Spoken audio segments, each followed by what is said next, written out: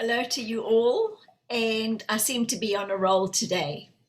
So I've just delivered the crossroads that the guides wanted me to share with you. And I started flicking through a few pages of the discourse, and I saw something that tends to go with what they just spoke about regarding the crossroads. So I thought I'd just read it to you. Not everybody has got this book, and sometimes they might be new to the channel. So let's just see what the guides wanted you to know. So Alba had asked me a question, and my answer was, it's a call to arms. She said, well, tell me more about this. I said, it is a time for the balance to be restored. For all that is set up duality like a chessboard, so each would have a place and a time, the dark and the light and the dark. And this has been unfolding for centuries. But now it's time for light to prevail. So we're setting up the chess game, and we're putting everybody in place for the final charge. So Alba said, but how does one know as a light worker where they need to be on this chessboard? I said, Alba, haven't you felt the pull? She said, yes. I said, well, so it is. It is an internal structure. It is an internal light beam. It is a catalyst, and it is an alignment. Did we not say in our last session that the humans must stop filling themselves up with a dross at this time in order to receive the communication and the guidance that they need for ascension? Yes, she said. For this is a light brigade, I said. If you want to move forward with speed, you have to be accurate, you have to be light, quick like lightning, physically and mentally astute. So guys, how do we become mentally astute if we are not connected to ourselves?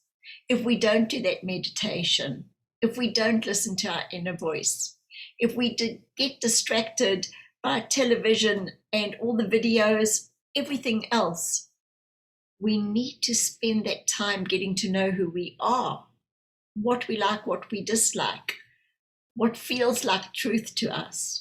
Okay, quick like lightning, mentally and physically astute.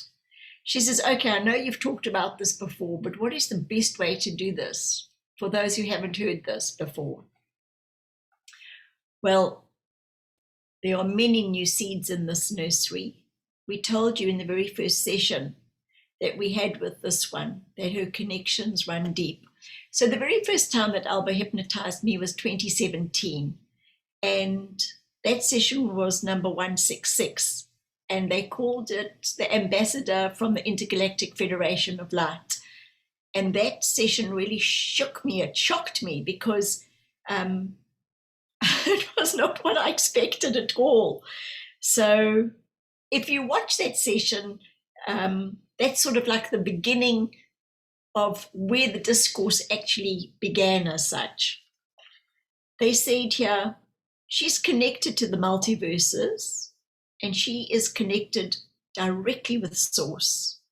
And that is why her connections are so far and wide, because she has been sowing the seeds through the multiverses and then through the star-seeded lineage. And they are here. Guys, you guys are here. You are the star-seeded lineage. And they are now sprouting. And if they are listening to this transmission, they are part of the immediate team. These words will resonate with them. They will then tune in, and they will watch all the other sessions, and they will gain much clarity. So guys, this is not about ego and saying, wow, listen to me and how fabulous I am, because these are not my words. I am the tap, and the water that comes out of the tap are the guide's words. So please don't think I'm here going, wow, listen to this one, how amazing is she?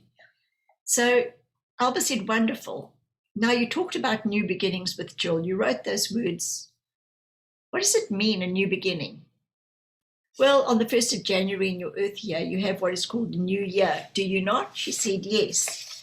But how many humans make promises and set new goals on a new year? Yes, she said, we call those resolutions, New Year resolutions. And then she said, most people don't ever fulfill those. They just give up very easily. And then my guide said, that's why we wanted to bring in the word new beginnings. For every day, as you awaken, it's a new beginning. What are you going to do with your new day? Is it going to be the beginning of something new? Or are you going to keep totally ensconced in your old ways? The new energy that is coming, it needs to be affirmed with a freshness and a lightness of being. So we don't want old beginnings. We want old endings and new beginnings. And we don't want to resolve. Today's the day, get out your shovels and dig deep, for you need to be rooted, you need to be grounded, you need to know what it is that you like, what it is that you dislike. So really, that's why I chose this little piece today, because of the crossroads. What is it that you like? What is it that you dislike? What are your values? What are your beliefs? What do you want? How do you want to live? We gave this one the image of a baby yesterday in food, and they said, would you put candy into a baby's mouth? Would you put soda into a baby's mouth? Would you put alcohol down a baby's throat? Would you let a baby smoke? Would you let them vape? And if the answer to all those are no, why do you deem it fit for an adult's body? For this body, this system, it's a human system. And anything artificial or chemically induced is not the finest choice for the system, for your light body. But you have free will. So, do you wish to be a heavy traveler or a light traveler? That choice is yours. You who are listening have taken on a mission of light. It's time to pull up your socks and get on with the work. She said, okay, but many are going to ask, what is my purpose? That's the number one question I get every single day, said Alba. What is my purpose? Well, it's twofold. There are only two items. The first one is to be true to yourself. So what actually does it mean to be true to yourself? Have you really thought about that? With all the situations that we're living in under the moment, are you being true to yourself? Are you really standing up for what you believe? Or are you rather handing that power over, wanting to fit in, not to be maligned? And everybody has to decide for themselves whether they're going to take this medicine or not. And it's not right and it's not wrong. It's a personal decision. But that is where your power base is again, when you just hand it over and get eroded. I'm actually not anti the medicine that has been given to us over many years. I've taken the medicine. My children have taken the medicine. But what I am not pro is censorship. That's what I'm fighting for. That's what I'm standing for, is for transparency and freedom of thought. Okay. And she says, and the second one, Jill had a very good friend who was in her 80s, and she asked that friend, at your time of life, what is it that you can give me as a gift of knowledge for my life ahead? And at this stage, Jill was in her early 30s, and the old lady said, there's only one rule that I live by. I treat everybody who crosses my path the way I'd like them to treat me. So, if you are true to yourself, which is who you are, your light vehicle, which is your light body and a light being, you will then be pure of nature. And because you're pure, then you will give out purity. And because you give purity out, that is what you're going to receive. So, therefore, her friend was correct. And her friend was much loved, for she was generous and gentle with all that crossed her path. And she was kind and she was compassionate. Hey, guess what, guys? That is what she received in return. So it's very simple. So that's what we discussed. And then we spoke about a Merkaba, and she said to me, to tell her more about that. I said, your Merkaba is who you are. It's part of your hologram. And I said, when you come into this earth plane, you're guided. And you're shown your color, your wave of color, which is your vibrational frequency. And so the Rainbow Warriors came under this one's guidance as the commander-in-chief. She orchestrated the kaleidoscope in order that the warriors all carry different colors, different vibrations, and scattered them across your earth plane so that each frequency would be vibrating in a particular area. For colors hold frequencies and vibrations, and different areas of your earth plane have different densities. So we spoke about all the different countries and different areas with different feelings. And I said to her, if you go to Hawaii or Chicago, you'd get a different feeling. She said, yes, she's been there, and yes, she has. So I said, well, this is due to the vibration that each area is giving off and the particular humans that live in those areas. So we managed to get what we term streetlights together in human form through their light bodies. So guys, they actually got us and they placed us in all different parts of this earth. And they said we placed this Jill in a place called New Zealand. We pulled her out of her home base in South Africa, for we needed her to be nurtured in an area where it was very safe and where the frequencies were high so that she could do this work. And what else did they say? Let's see. So she said that there's a passage in the Bible where it talks about the end of times. About one moment someone will be there, the next moment they won't. Are we talking about something like this, where a person is just in a different dimension? And then I said to her, my guide speaking, we showed this one many years ago, what looked like liquid rain. And when she looked at it more closely, it looked like mercury, molten silver, and lead. And she was quite fearful. And she looked up and she saw thousands and thousands and thousands of what you term spaceships, all in the sky. And we told her all the light workers will be lifted in a nanosecond. There was nothing to fear. Wow, she said, is this what's coming? And I went, how am I going to answer this? So here's the answer. This is a time for revolution. For there has to be a revolution in order for there to be an evolution. And the evolvement is about expansion. For the earthlings have been contracted. They've been contracting themselves because they don't know who or whom they are. The earthlings don't know that they have a Merkaba. And so we sent Jill back to teach many to engage with their light bodies, to change the system, to change the programming of old.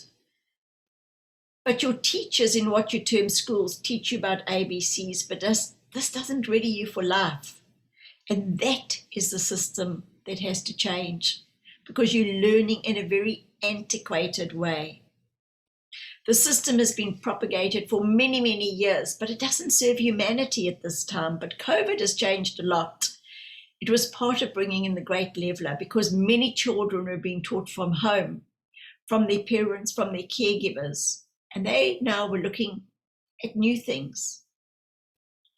Now they were watching the birds settling in the trees, looking at the butterflies, thinking about things, interacting with their brothers and their sisters, their mothers and their fathers. You know, this interaction and this communication is not taught at schools. They are even removing what is termed religion at many schools, and religion is different for everybody.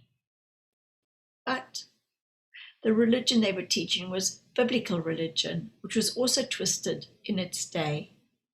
But at least they were getting what is termed good old-fashioned values. And when we speak of education, we come back to the two items of being true to oneself and treating another as you treat yourself, as you would like to be treated, rather because many do not treat themselves very well. And where are the classes where they study, the stars, nutrition, that teach people to honor themselves? Now it's all on the external, it's all on the exterior. So parents should be taking the time to parent, but so many are absent through the system it's been put in place in order for them to earn money to pay for food and shelter and utilities, to buy things they don't need in order for them to feel themselves. The children, many of them are here to teach the parents, because if the parents spent enough time listening to their children, they would find great wisdom. So what else does it say? It talks about the changeover from the old to the new, which is the crossroads again. How do we change from the old to the new if we're not going to turn left or right? For it is the time for the crossing. And we wish many listening today to look up and see what the crossing means. Have a look in your night skies. There will lie a few answers. And then they spoke a lot about the times. They said they wish everybody to drink more water, because when the cells are full, your guidance through your Merkaba, which is your light body, to your cells will be full, and then you will be guided to where to go and what to do. So there we go. Then they said to me, trust. This one hasn't trusted herself. This one has been nervous for every session. She felt she wasn't enough. She doubted herself, just like all of you guys. There's so many of us that always doubt ourselves. She couldn't understand why we chose her as our mouthpiece. So I've learned now that we have to have faith, and faith in this life. Trust that you are here, guys, as a light being, holding the light in the area where you live. You're on a mission. Your life will be what it is. There is nothing that can happen to you, because everything happens for you. But your choices will either bring contraction or expansion. Fear not, trust, follow your guidance, and enjoy this adventure. So guys, we are at the crossroads, and as I said before, what are you going to choose? Are you going to stand still? And how on earth do you get anywhere if you just stand still? Connect, love yourself, love the people around you, and just be true to yourself. And that's the end of today. I'm going to go and have a cup of tea. So take care, and lots of love for all. Cheers.